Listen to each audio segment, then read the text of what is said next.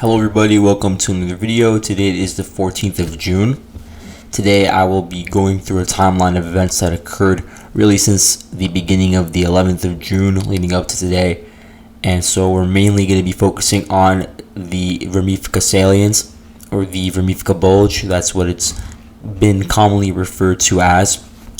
And in this direction, I'm sure you've heard already, the Ukrainians have been able to make their first breakthroughs past the line of contact before their initial launch of the counteroffensive, and they have recaptured some towns, and they have been met with some pretty fierce resistance from the Russians. The Russians have conducted some of their own counterattacks in response, and they've been able to stall the Ukrainians in some areas and retake land in some other areas.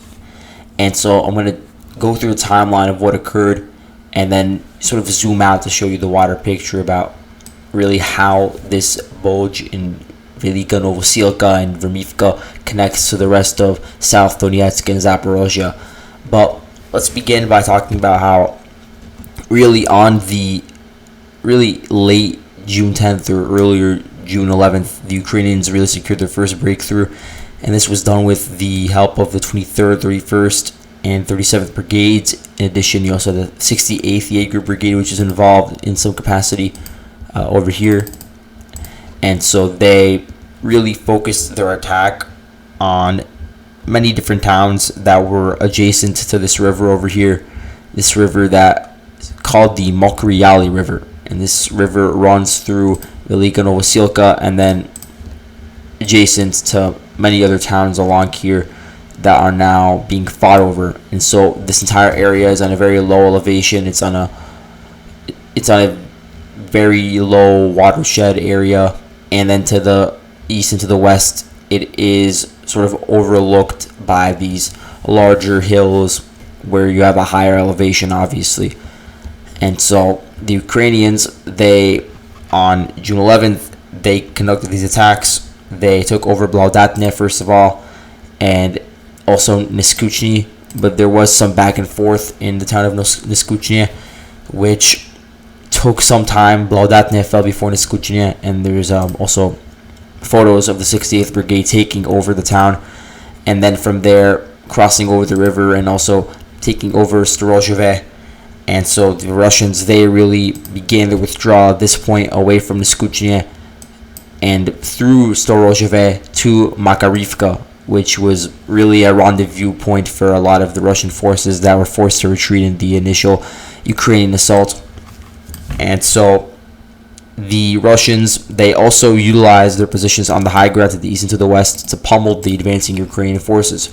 So for instance, in the areas around the town of Vremivka, there's a lot of hills, and the Russians, they have, ATGM positions over here, and they have, of course, small arms fire. Maybe they have their own columns with infantry fighting vehicles and tanks, and so they have the advantage in that regard. They could also set up mortars in this area, and they did, and they fired towards the Ukrainians that were advancing along this main road over here that I'm going over in red.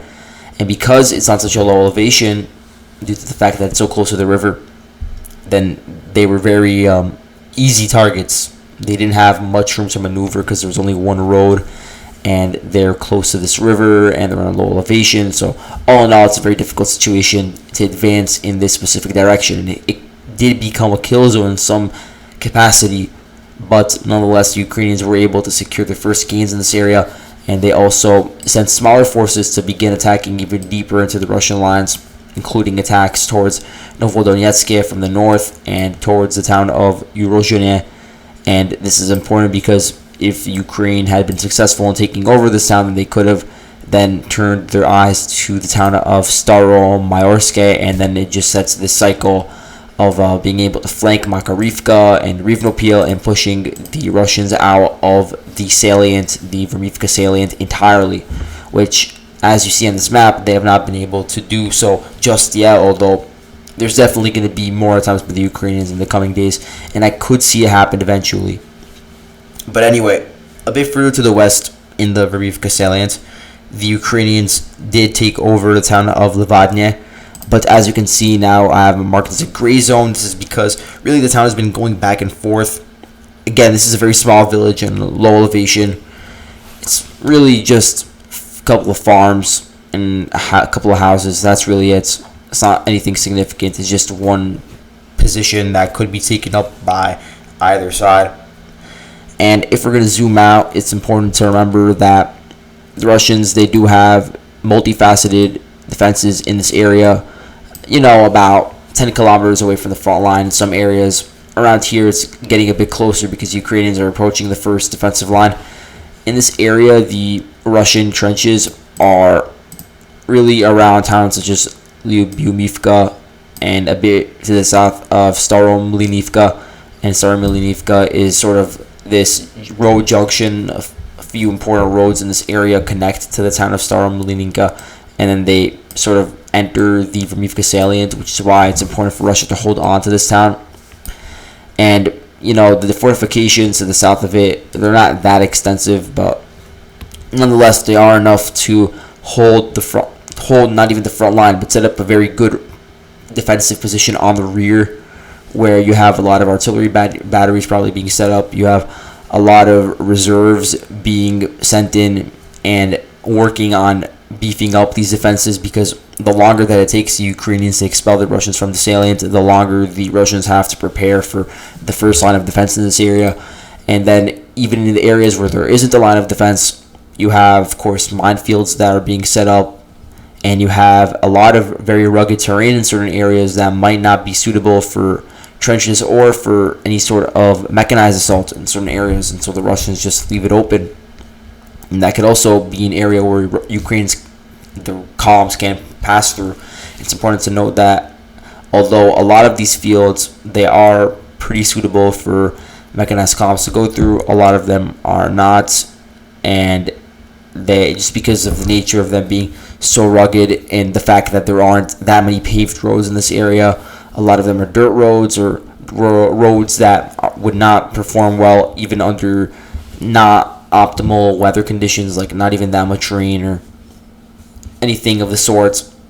Then it just complicates any sort of offensive in this area, and so then you have to just rely on a few main roads, like the road adjacent to the river, and then because you have all your columns all together advancing in one singular direction on a singular road, it makes it much easier for artillery and drones to target all of them at the same time. And so that's just part of the logistical issues involved with conducting an offensive in that direction. But let's continue. So interestingly, by the end of June 11th, the Ukrainians had actually claimed to have taken all of Makarivka already, which was a good sign for their offensive because it meant that they can then continue further south into Storomayorsk. And on the same day, really at the end of June 11th, it was confirmed that some Ukrainian, probably special forces or some sort of partisans, they blew up a rail bridge that was leading up to the front line in Zaporozhye. And so they did this pretty close to the city of Melitopol. So the Ukrainians, they hit a rail tracks into the front. The damage was pretty bad, but the Russians are probably in the process of repairing it, but they might have already repaired it by the time making this video. I haven't seen any photos updating about the Russian repairs in this area. But you can see how there was a rail bridge over here sending freight to the front lines. And that just goes to show that Ukraine does at least have some capacity for asymmetrical warfare in this area. And it could be one way for them to try to hinder any sort of Russian reinforcements being sent into the front line. Now, additionally, the Russian sources, they reported on the 11th that they had briefly retaken the town of escuchanan, but that they had to withdraw pretty quickly because, they didn't have their flank secured. So the way that it would look is that the Russians, they were able to advance from their positions on this hill, on this higher elevation, and push towards the town of escuchanan. They took it over briefly, but because, for instance, the Ukrainians still had Blaudatne, and they probably also had control of Storozhove and Vremivka and positions to the northwest of Neskuchne, it became very difficult for the Russians to hold on to their positions in Neskuchne, and they eventually had to withdraw on their own accord to avoid the risk of encirclement. And there is a worry that the Ukrainians would have reached the town of Staromlinivka, which they probably still can do in the coming days, but this fear was even bigger of a concern on the 11th because it didn't seem like the Ukrainian offensive was stopping. It seemed like they were going from town to town on that day once they reached the town of Makarivka. And because Staromlinivka, as I said before, is a key supply hub, then that would have cut off a lot of Russian supplies that they still had in the Vremivka salient, and it would have forced the Russians to entirely withdraw from their salient in Vremivka, which includes a lot of towns like Vremivka and a bunch of other minor hamlets in this area, and they would have to shorten the front line and withdraw to their first line of defense. And you could see that the Russians clearly don't want to do this because they would have done it already if they wanted to upon encountering Ukrainian resistance. Clearly they want to stay on the line of contact for as long as possible in order to extend the amount of time that Ukraine sends in their armored columns and incurs casualties. And so for that reason, the Russians put a huge emphasis on defending their positions along the I'm pretty sure it's, what's the name of the river? Mokry Yar River. And additionally, on the 12th, the Ukrainians, they made some gains again on the western side of this salient, taking over the town of Novodarifta. Again, you see that now I have it as a gray zone again because it seems like it's going back and forth, and the front line is really fluid in this area. No one side controls a few minor houses for that period of time. It's mainly about the fighting that's going on between infantry and armored columns on the fields around the town that really matters. But regardless, the 110th Territorial Defense Battalion claimed to have taken over the town of Novodarifka on the 12th. And the Russians, they moved some of their defenses further to the south from this area. They coalesced around towns like Vremivka, Priyutnye, and they were grouped. And by the 13th of June, which was yesterday, the Russians actually began forming back their forces that had to withdraw. And they don't have that many forces in this area. And when I say that area, I mean the salient. They do have a lot of forces a bit further south to the rear, but a lot of these units, like the 127th Division, which I have somebody somewhere over here, 127th Motor Rifle Division, 42nd Division, even the 336th Guards Naval Infantry Battalion, a lot of these units, they do have some forward units that are operating in some of these towns like Vremivka, but the numbers aren't that high because a lot of them are manning the first line of defense. Regardless, the forces that are on the front line, directly on it, they regrouped and they conducted their own counterattacks in the direction of Makarivka, in the direction of Levadne, and in the direction of Novodarifta. And you could see that Novodarifka and Levadne are now currently a gray zone because, there's back and forth fighting. And you can see that Makarivka is mainly under Russian control, although I would say the situation is still fluid in that there are still Ukrainian claims that they have control over the town, although that does not seem as likely now. It seems like both sides are fighting over it, but the thing is, Russia does control a lot of the hills around Makarivka. Ukraine controls some of the towns overseeing Makarivka, but it seems like the ones that Russia controls are closer to Makarivka, so it gives them a better direction, a better eyesight directly of the town, and it gives them a better position to fire upon it if there's any sort of fighting that occurs within the town or around it. And so I do think that the Russians they do have the upper hand within this town of Makarivka specifically, but nonetheless, the Ukrainians do still hold on to 3 other towns that they took over from the beginning of this latest wave of attacks, which began, as I said before, on the 11th. And another interesting thing that I added here as a marker is a video of a retreating Russian column, because I know that I've been talking a lot about retreating Ukrainian columns, but there was actually a Russian column that withdrew from Escuchanan. Pretty sure this is the second time that Russia took Escuchanan, and they withdrew after a very brief stint in the town, after a very brief moment where the Russian forces retook it and tried to hold on to it. Upon actually withdrawing from it, the Ukrainians attacked from the flanks because they had control of Baladatne. And so they began attacking the retreating Russian forces. They destroyed a tank and a BMP, and they took some Russian troops prisoner. Not a lot, maximum of 8 of them, but nonetheless, this shows that it's not just Russian, not just Ukrainian columns that are getting damaged. There's some Russian columns, although this column, it wasn't that significant. There were not that many vehicles, especially in comparison to some of the videos I've seen of Ukrainian columns. This seems like it was just more of a formation of Russian troops that were trying to escape from the town very quickly to reach their lines, but they just failed like it, and they got intercepted by the advancing Ukrainians. Either way, it shows that both sides do at least have a certain amount of casualties.